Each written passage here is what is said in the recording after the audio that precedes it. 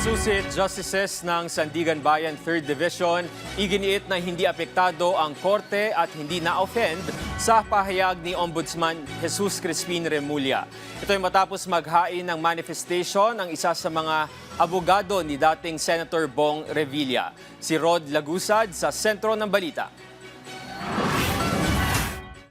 Hindi apektado ang korte. Ito ang naging tugon ng Associate Justices ng Sandigan Bayan 3rd Division kasunod na naging manifestation ni Atty. Ramon Esguera, isa sa mga abogado ni dating Senador Bong Revilla.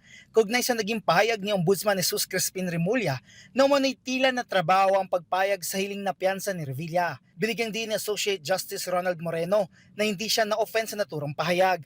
Ani Moreno, hindi siya natatakot at pinaninindigan niya ang kanyang naging resolusyon. Hindi na rin anya bago sa kanyang ganitong sitwasyon matapos ang 2 dekada sa hudikatura. Anya, hayaan na lamang ang reaksyon ni Remulla.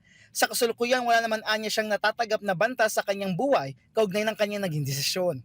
Sa bahagi naman ni Associate Justice Fritz Brian de los Santos, ponente ng resolusyon, naiintindihan niya ang naging reaksyon ni Remulla at hindi siya na-offend dito. Diin niya, hindi popularity contest ang adjudication at karapatan ng bawat isa na ipahayag ang kanilang saloobin. Para kay De Los Santos, bahagi lamang ito ng kanyang trabaho.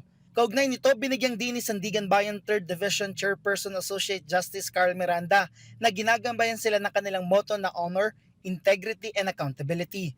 Anya, nagpapasya sila batay sa konstitusyon, batas at mga ebidensyang inihaharap. Sa kanyang dissenting opinion, ipinaliwanag ni Miranda na nailabas ang pondo dahil umano sa project proponent na si dating Senador Bong Revilla. Ang kasong malversation ni Revilla ay kaugnay ng umano'y Ghost Flood Control Project sa Pandi, Bulacan.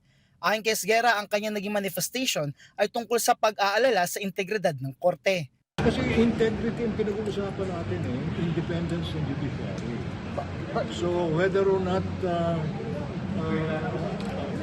affected ang court, it's really up to them. Sabi naman nila, sanay na kami dyan. Maghahain naman ng prosecution ng motion for reconsideration bukas kaugnay ng pagpayag ng korte na makapagpiyansa si Revilla mula sa kasong malversation. Rod Lagusad para sa Bayan.